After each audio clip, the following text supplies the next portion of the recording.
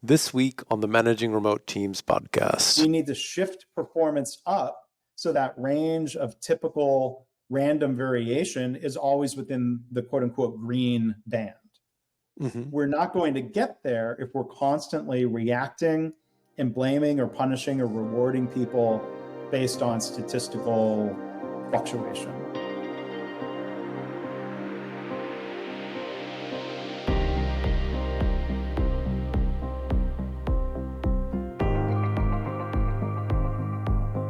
You are listening to the Managing Remote Teams podcast, the show taking a kind, cool-headed, and fair look at remote teams. I'm the host, Luke Shermer, and I've participated in or run distributed teams for almost a decade as a practitioner. I'm speaking with experts on leadership, strategic alignment, and remote work to help you navigate the issues you start facing after you get your working from home gear sorted. So welcome back. This is Luke Shermer from the Managing Remote Teams podcast. We are kicking off season 2, the first episode of season 2 with Mark Graban. Mark is a serial author and a lean healthcare expert. And we're talking today about his most recent book, Measures of Success, which I found really helpful when running remote teams. He serves as a consultant to organizations through his company, Constancy Inc., and also through the firm Value Capture. And he also works with KaiNexus. And initially, he's been focused on healthcare improvements since 2005, after starting out initially at General Motors, Dell, and Honeywell.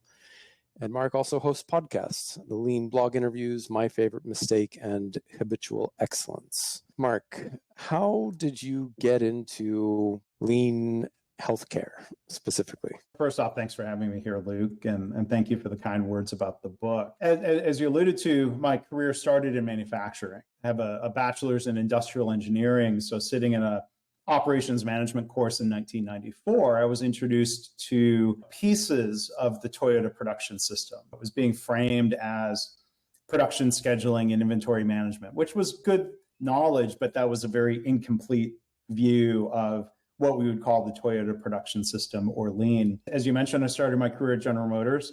Those 2 years were like an accelerated graduate program where the year one was working under a very traditional General Motors plant man, a regime of fear and blaming and shaming. And it was a pretty nasty environment. And I was looking to quit and get out. It didn't take me long to realize that it was pretty toxic. But I was learning a lot. I did have a couple good mentors.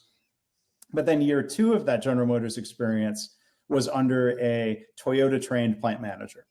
Wow. It was one of the original General Motors people who was sent to the Toyota joint venture plant in California in the 80s.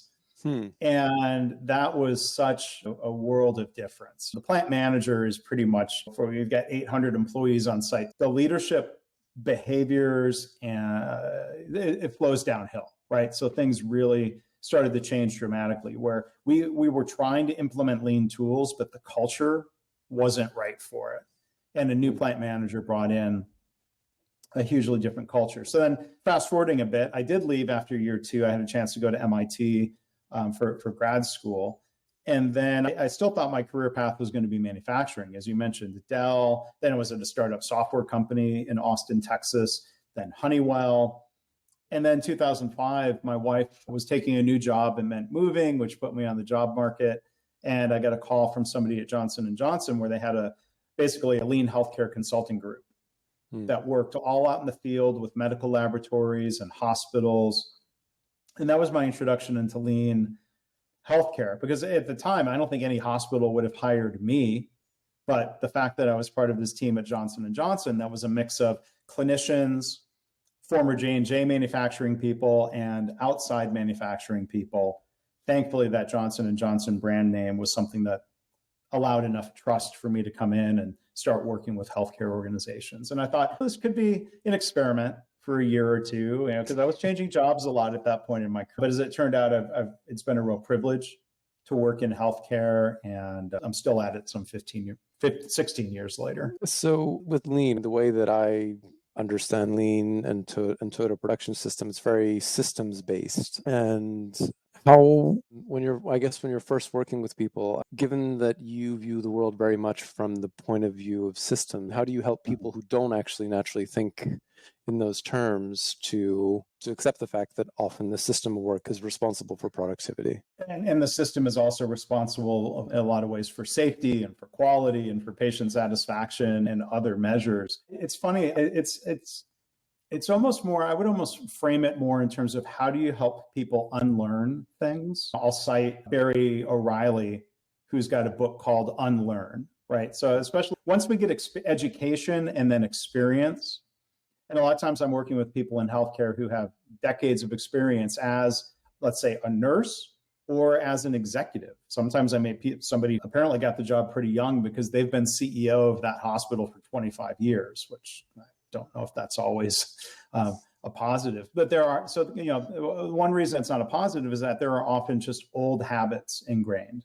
I referred to General Motors, this blaming and shaming environment. I learned in healthcare, they very frequently talk about the dysfunctional culture of naming, blaming. And when something goes wrong, they ask who screwed up instead of asking a more systems-based question around what went wrong, what allowed that to occur. So I think one of the great injustices of healthcare, and this is not just an American problem, is when poorly designed systems or badly managed systems or systems that are not being improved with everybody involved, it harms patients far too often.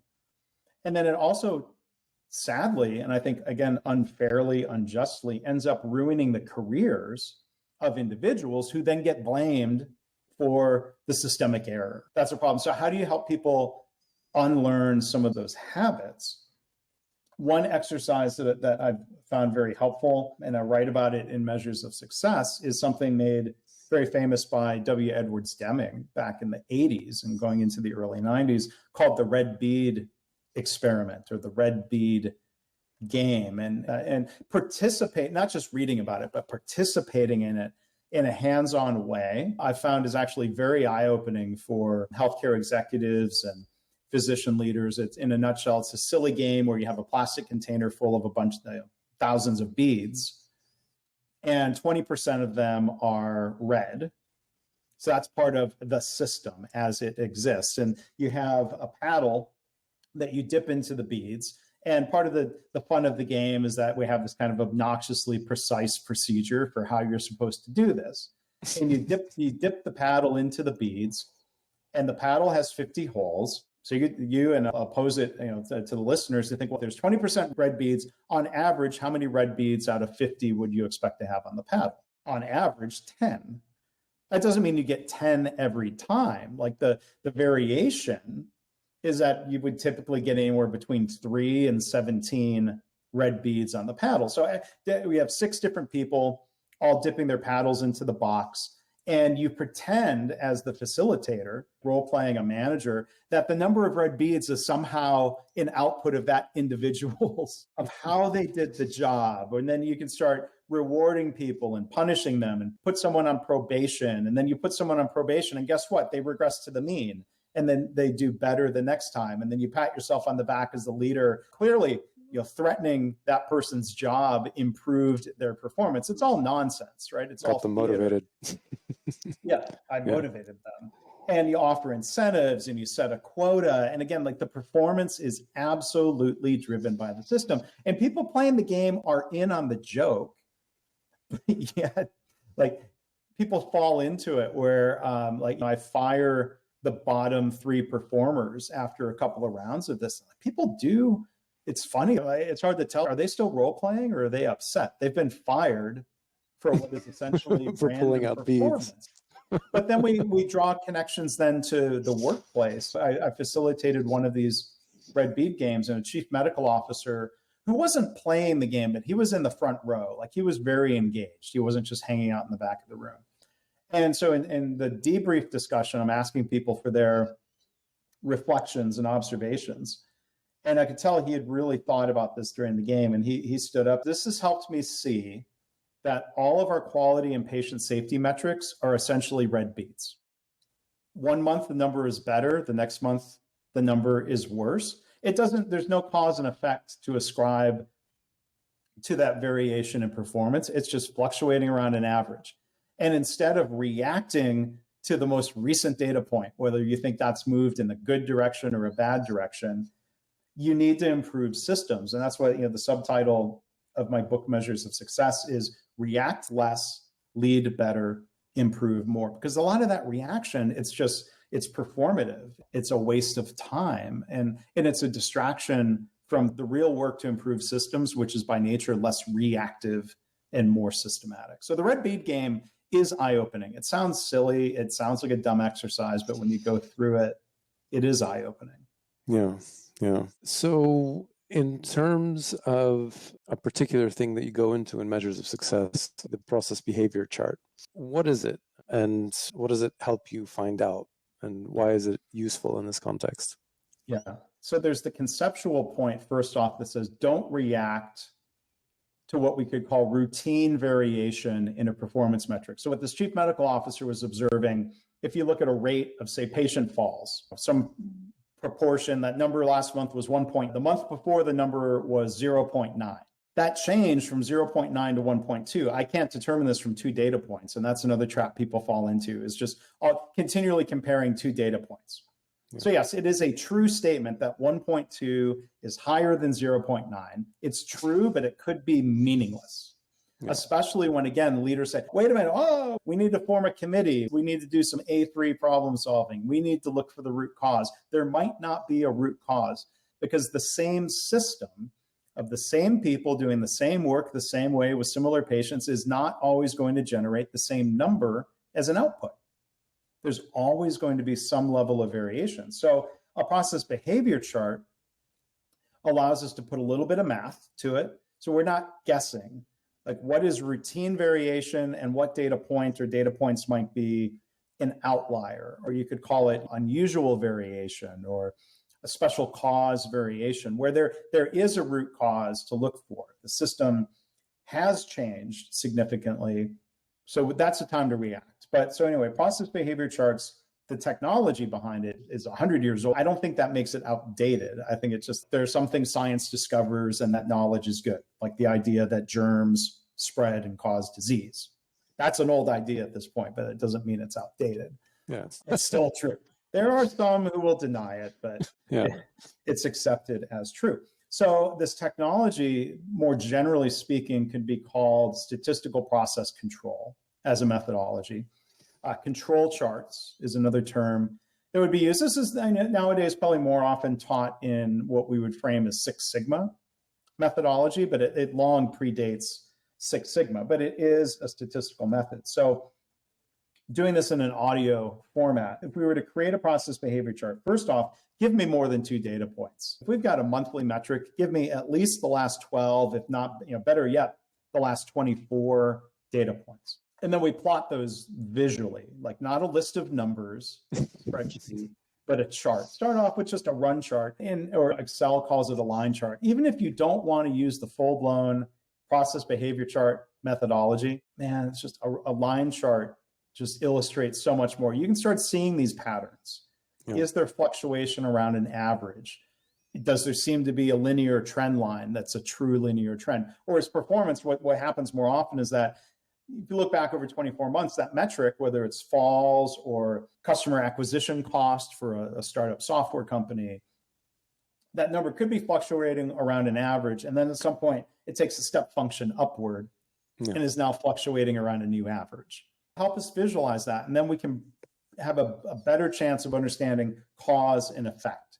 Things that we've done to try to improve the metric, or things that just happened that weren't our actions. So you draw a line chart. Friends of mine in the NHS England teach this methodology, and they use a hashtag on social media, hashtag plot the dots. Visualize the data. Humans are better at looking at a run chart than they are looking at a list of numbers. Yeah. So then the other features of a process behavior chart is that for a baseline time period, I'll hold up a chart for the video's sake. Try to get this out of the way so I can still see and not block my microphone. So you can see we've got data there. Then we calculate an average and plot that as a horizontal line. Mm-hmm. And then the red lines on the chart are calculated We call these the lower and upper limits. And I'll put this back up in a second. These are calculated. So it helps answer the question of, we establish for a baseline period, how much variation around the average is typical? Mm-hmm.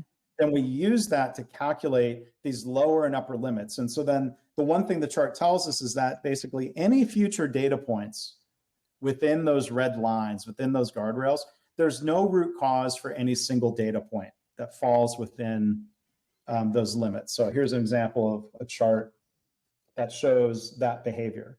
Like this is data about how many people visit my blog every month. Yeah. Again, it would be a waste of time to try to explain any one of those single data points. Yeah. Just not a good use of time. So then there are 3 rules that we use when evaluating a process behavior chart. So we look for any single data point that's outside of the limits. Yeah. I'll show this visually. There's a second rule that says, and there's a good statistical basis for this, that if you have 8 or more consecutive data points that are all above the baseline average or all below the baseline average, that is very unlikely to be random fluctuation. It would be like flipping a coin and getting heads 8 times in a row. Like it's possible, but it's not going to happen very often. And then there's a third rule where if you see a cluster of 3 consecutive or 3 out of 4 data points that are closer to an average than they are to the limit, that would be indicative of a system change. So we're filtering out noise in the system. Stop reacting to the noise in the metric, but make sure we do react when we see one of those statistical signals. Yeah. Yeah. So it's being able to know when it's random and when it's not. But from a mental model standpoint, people do not like to think that the outcome of a system, the business measure, is quote unquote random. Like I think a lot of times people think there's this deterministic mindset that says if we do the same work every day, we're going to get the exact same output. And you can test this by using an example in a book. One perfect way of illustrating random variation versus systemic change or unusual variation is to step on the scale every morning. You are not going to weigh, especially if your scale has a decimal point after the number, you are not going to weigh the exact same number every single day. Your weight, if it's stable, is going to be fluctuating around an average. Now, if you go out and have a really extravagant weekend where you eat and drink a lot, then you may see, or if you've stopped exercising or you're drinking more because of the pandemic, or there could be some system change then that would shift the average that your weight is fluctuating around. So I think that example, where you could measure your blood pressure, you could do all kinds of measures around your body as a system. And then think about that, how that translates to a workplace as a system or a collection of systems. When do you know it's worth looking for a root cause? When any of those 3 statistical signals are detected. So the beauty of the process behavior chart is that if we have some baseline period where the metric is just stable and fluctuating around an average, again, we calculate those lower and upper limits. And then what the chart does, in a way, it predicts future performance. It says future performance is going to be centered around this average within these limits, unless the system changes. Yeah. So a process behavior chart is a way of detecting system change, whether that's in the good direction or the bad. It's also a method we can use as we do improvement experiments. We have a hypothesis. If we do that, make this change to the system, performance will improve. The process behavior chart helps us understand if there's a statistically meaningful change that's been invoked in the system. Because the last thing you want to do is make a change, look at one data point and say, that data point's better than average, hooray, based off of a 2 data point comparison. Like, it's not necessarily dishonest, it's just maybe misleading, where people declare victory and they say, well, we made this change to the system. The number of patient falls was lower last month, and we throw a pizza party for the team. Punchline of the story is the next month when the number blips back up. And then leaders sometimes mistakenly think, oh, people must not be following the new standard anymore. Yeah. It could be that they were never following the new standard to begin with. Maybe there was no real system change, or the attempted system change wasn't really a leverage point, right? So if we try to make a change to the system, we see, the metric is still fluctuating around the old average, we haven't really changed the system. So it's a really useful tool, but for ongoing monitoring of your metrics to detect changes, but then secondly, to help prove or evaluate cause and effect impact of system changes and system outputs. The main thing I found this tool useful for is basically to minimize spending a lot of time with status meetings because it basically, if there was a change and I knew it wasn't it wasn't a system change, then I bluntly said that it wasn't. So therefore, there's no point in talking about it. Yeah. So, at KaiNexus, you mentioned earlier, there's a software company I've been involved with for the last 10 years as an advisor, and I have a ownership stake in the company. The management team there has learned process behavior charts for me, and they will apply it to these different metrics. Again, I'll use, customer acquisition cost. You chart that over time, and that number is fluctuating around an average, and then there's some change to the system, and maybe that customer acquisition cost dropped, and you see it, okay, now it's fluctuating around a lower average. Do we understand why our customer acquisition cost dropped? And the KaiNexus leadership team has gotten really good, and there are still times where I have to remind them, because again, habits are really hard to break. When I hear the conversation of we're doing the review of the metrics, and why is that metric better than last month? So wait a minute, stop. That's the wrong question. That number's fluctuating around an average. Instead of asking what changed last month, where the honest answer might be nothing. Yeah. But in most organizations, you can't say that. So the boss asks you, why did that number change? You cook up an answer. Yeah. Don Wheeler, who's one of my teachers and mentors on this, and he wrote the foreword for the book. He calls it writing fiction. It is not a good use of time in the organization for people to be writing fiction to explain average, routine fluctuation around an average. It's just stop doing that. Now, if you don't like the average that your metric is centered around, and if you don't like that calculated range of the limits, what do? Improve the system. The answer to how do we improve the system is not going to be found in asking, why was last month better? So we have to change some of the questions that we're asking. And to your point, as we go through these reviews, stop spending time explaining every up and down in the metric and rededicate that time, either reacting to the one metric that shows the statistical signal, or look at the metrics where you need to shift the level of performance and do your improvement work that would be focused on improving the system, and then look for the results of that in future data points. That's a great direction. So how do you know you've arrived at a useful metric if you're looking at a whole spreadsheet full of numbers? So there's this entirely different but incredibly important discussion of what do we measure. My book doesn't really address that. I try to build on and cite Eric Ries and the idea of vanity metrics. I think that's a useful input. That's a good discussion. That book, Measure What Matters, John Dorff. OKRs, Objectives and Key Results. And in Lean, there's a methodology that people will either call strategy deployment, or if they would like Japanese terms, they'll call it Hoshin Kanri. This whole discussion of what do we measure? Like, what are the broad categories of measures that matter? I learned in the automotive industry, and this translates well into healthcare, the broad categories: safety, quality, delivery. So like on-time delivery. In healthcare, we could refer to waiting times and access to care. So I might say access in healthcare. Safety, quality, delivery, cost, and morale. Like pretty much everything falls into those 5 categories. Now you have financial measures you're going to look at.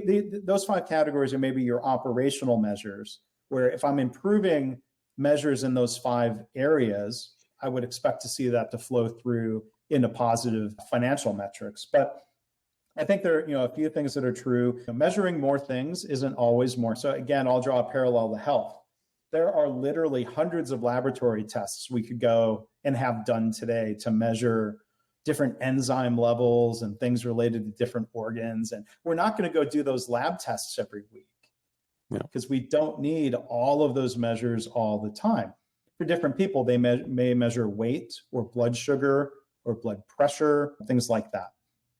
So I think of the smaller number of key health indicators for the organization. And I like to remind people, it's a different acronym than OKR, but KPI, that stands for Key Performance Indicator. Sometimes we have a cajillion process indicators. So we have to think of what matters to the business, what are the key indicators, and we've had this hypothesis that says if we move the needle on these metrics, then the business is doing better as a result. So we don't want to think about vanity metrics. So I've read Doerr's book, even though I was having trouble remembering his name. I think that's a perfectly fine methodology. That book does not answer the question of what do you do with the metrics over time? So I've tried to propose to people that I'm no John Doerr, but Measures of Success, I think, is a perfect follow-on to his book, Measure What Matters. So Measure What Matters, and my book would be what to do with those measures that matter. The process behavior chart methodology won't tell you what to measure, but it's an amazing methodology for how you track and treat those metrics over time. And the Doerr book just doesn't address that. It has enough that it does address. Yeah, of course. So I think one of the things that you talk about quite a lot is the importance of support from leadership when monitoring these metrics. So I think there's one passage where you're talking about like pressure without support resulting in distorting the numbers, distorting the system, or improving the system. So how do you provide the kind of support that does make people happy to move in the direction of improving the system as opposed to one of the other things? So there are some people, there are different laws or quote unquote laws thrown around. There's one that says anytime a metric becomes a target, it ceases to become a useful metric. I would challenge that. To me, the problem is not setting a target. The problem is the behaviors of leaders, or what happens when the organization or the team does not hit the target. So when the reaction to you're not hitting the target is naming, blaming, and shaming, threats, punishment, what have you, or even if it's on the more positive side, if we offer incentives and rewards and bonuses, either of those can become very dysfunctional. Because oftentimes it's easier to distort the metrics or to distort the system. It's easier to do those things sometimes than it is to actually improve the system. So leaders need to make sure they're not trying to drive the organization through fear, that they're not trying to drive the organization just through incentives and objectives. Like we need to understand the systems of work. And leaders need to not just support improvement. I think leaders need to be coached for improvement in different ways. So one other point I'll make, coming back to the process behavior charts, those two lines that are the guardrails are, again, calculated. Those lower and upper limits are independently calculated based on the data. Those are different and independent from a goal or a target that we can combine those two views of a process behavior chart and the typical range of variation and compare that to our goal.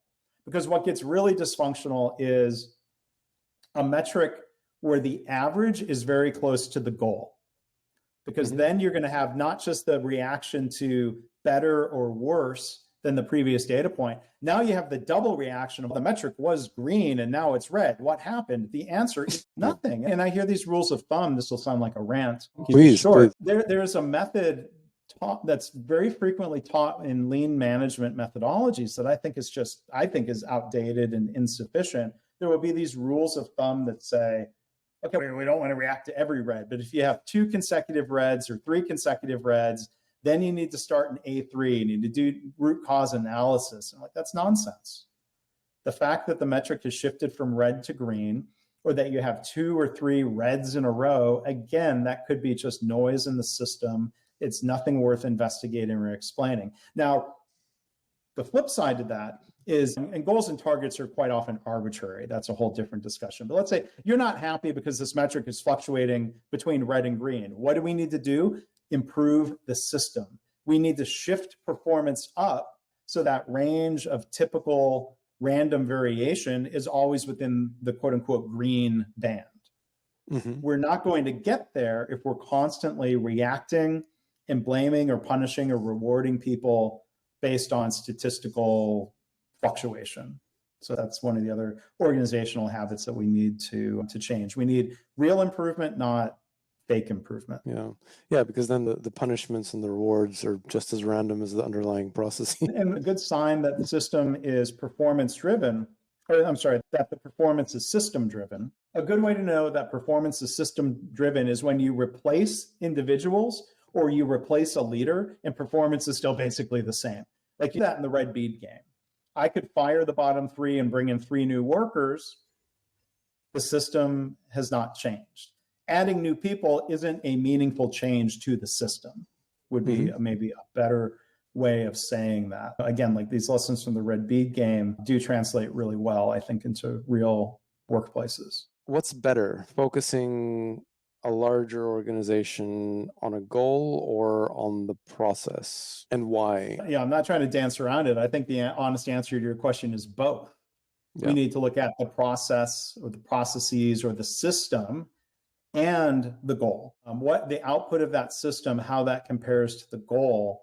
And again, we've got to be careful. Don't read too much into one or two data points or the difference between those data. You need to look at data over time. Again, 12, 15, 18, 24 data points and use that to see how is our typical range of performance. Stop talking about average performance. You also need to talk about the variation and the range. How does that compare against to the goal?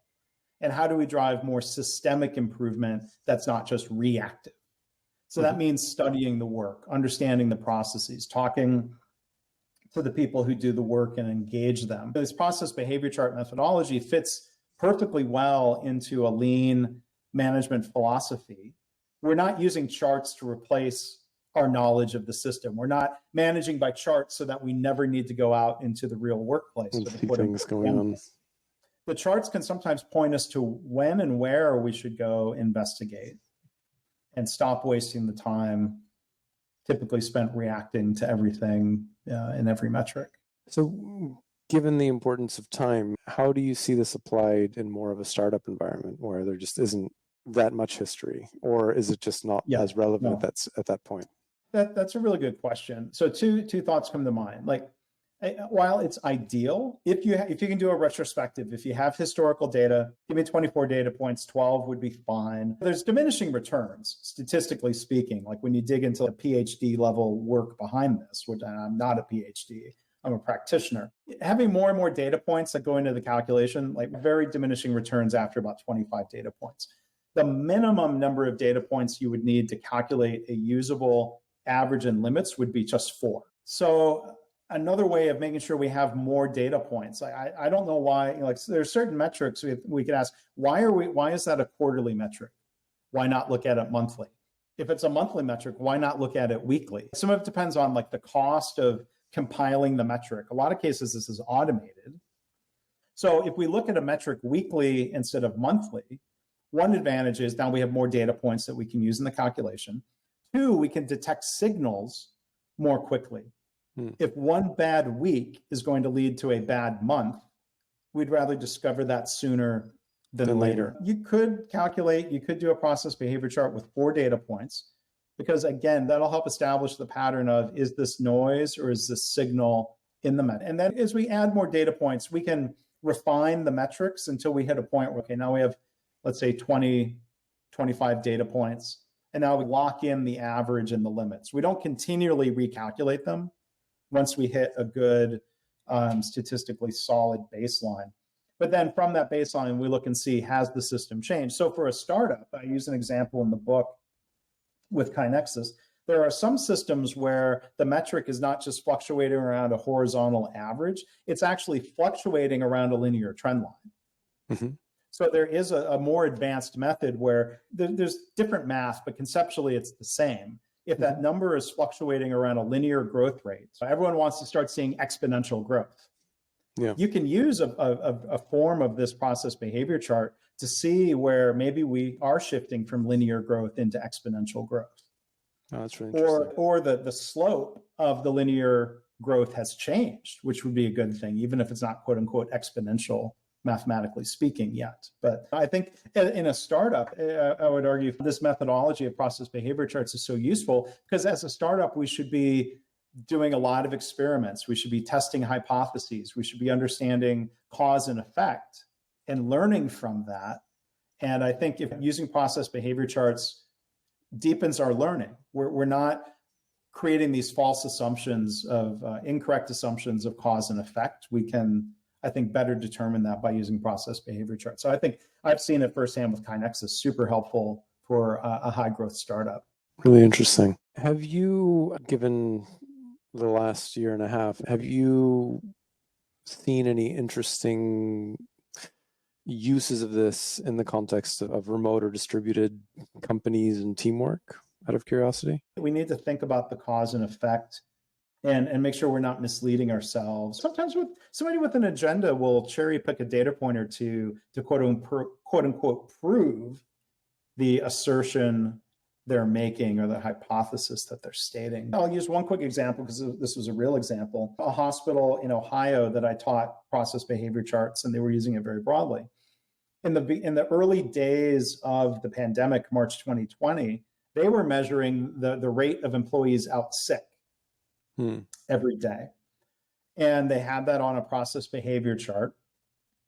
And they had started to learn, like, the number of employees out sick jumping from 10 to 20, maybe that's noise within the process behavior chart as the limits had been calculated. But the virus had not reached that part of Ohio, but they were looking for a leading indicator. If you started seeing more employees out sick and starting to look for a signal on that chart, then you might say, oh, okay, now let's get people tested. Has the virus reached this part of Ohio? Sorry, I'm taking a pause to think there was a time when the virus had not yet gotten everywhere. Reached everywhere, yeah. But they were using process behavior charts to, again, avoid wasting time trying to explain every up and down and looking for a signal where then you've got to go test your hypothesis. It could be HR data like that. It could be agile metrics that are popular. It could be business metrics. One of the insights that I really liked from your book is that this tool helps prevent a situation where people are blamed for things they have no control over. Can you give an example or a story of where this kind of thing helped? I think I've used this methodology. Sometimes it's an uphill battle. I've tried to introduce this methodology. I've used it with metrics in the business, even if other leaders weren't interested in the method, because one other reflection, process behavior charts are a solution to a problem that most people are either unaware of or they don't realize that it's a problem. They don't realize there's a better way. Yeah. But I think you can apply process behavior charts for time series data. And if there's been a slight dip downward in sales, don't go fire the VP of sales. Don't make a knee-jerk reaction.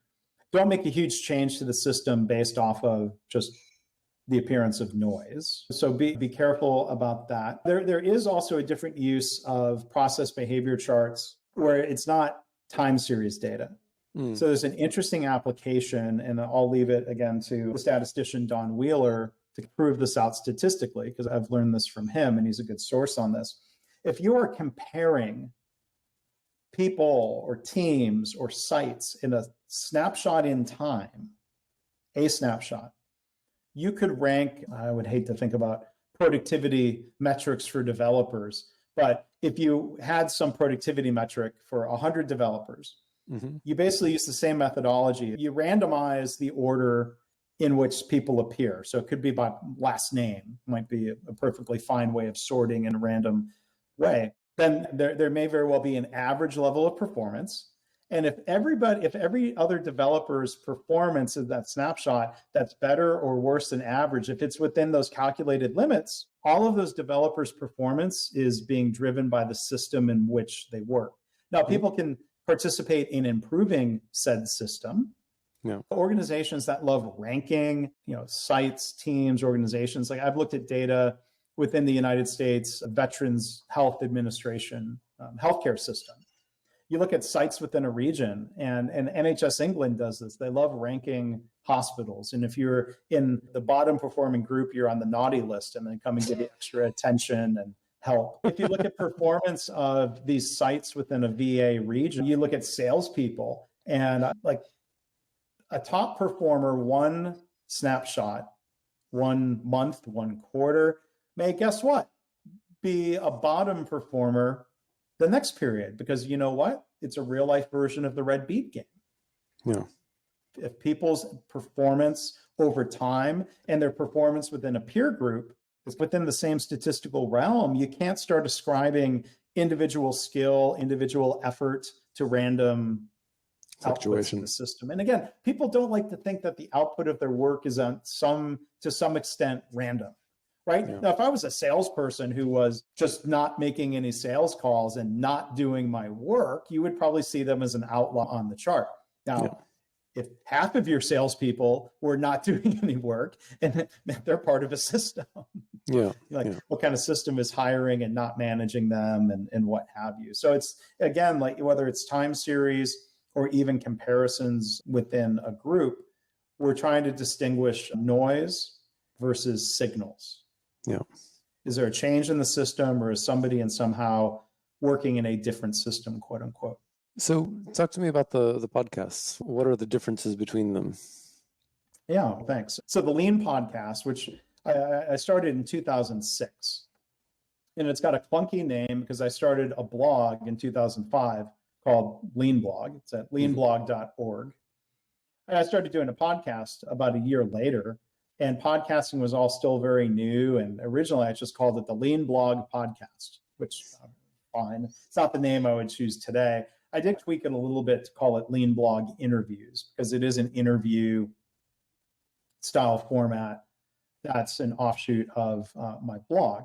So there we talk about lean in different settings. I have a lot of guests from manufacturing, a lot of them from healthcare. Sometimes, to me, software is not a core topic, but I invite people. Eric Ries has been a guest on the podcast a couple times. Jim Benson, who's very well known for the personal Kanban methodology, and others. But like the common theme is lean leadership, even if people are using slightly different names for it. And then as a pandemic project, a lot of people wrote a book. Maybe I should have written another. I decided to start a new podcast, and I'm using my coffee mug with the logo here. It's called My Favorite Mistake. This is, I think, more a broader business podcast.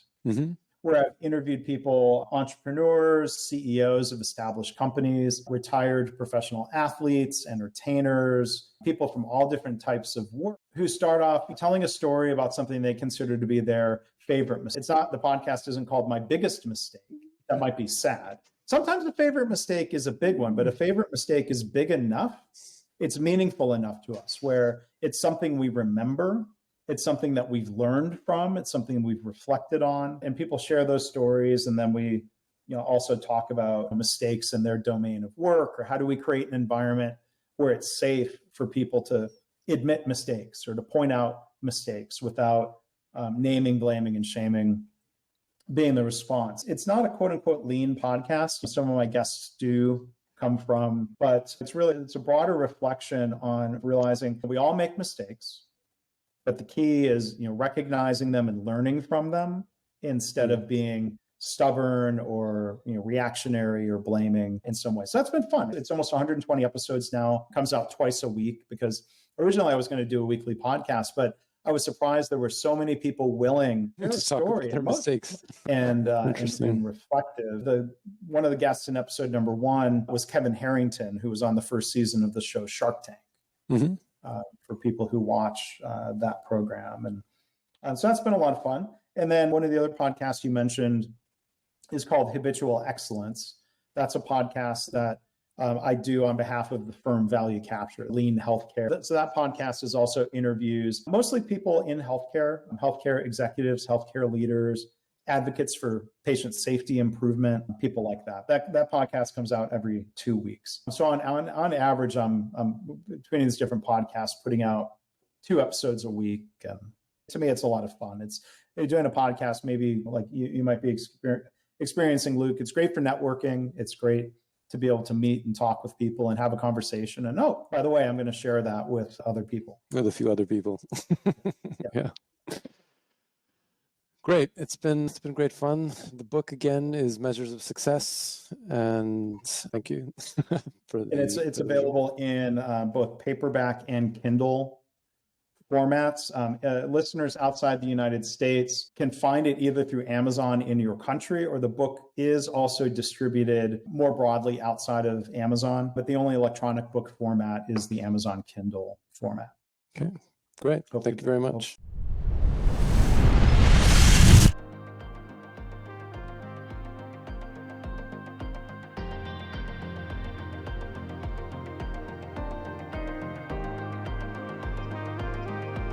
Thanks for listening to this episode of the Managing Remote Teams podcast. If you enjoyed the show, please leave a review wherever it is that you listen to your podcasts, and reach out to us on Twitter or LinkedIn with any feedback or thoughts that you have for a future show.